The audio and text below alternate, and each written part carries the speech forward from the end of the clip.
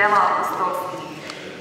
U one dane prozbori Petar i reče: Vi znate što se događalo po svoj Judeji, počevši od Galileje, nakon krštenja koje je propovjedao Ivan.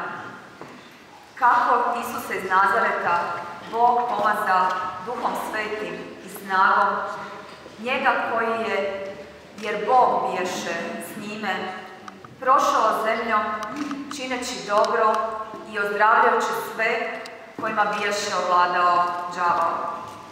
Mi smo svjedoci svega što on učini u zemlji Judejskoj i Jeruzalemu. I njega smakoše, objesivši ga na drvo. Boga uskrisi treći dan i dade mu da se očituje ne svemu narodu, nego svjedocima od Boga preodređenima, nama koji smo s njime zajedno jeli i pili pošto uskrsnu od mrtvih. On nam i naloži propovijedati narodu i svjedočiti. Ovo je onaj kojega Bog postavi sucem živih i mrtvih. Za njeg svjedoče svi proroci, da tko god u njeg vjeruje, po imenu njegovu prima oproštenje grijeha. Riječ je Gospodina.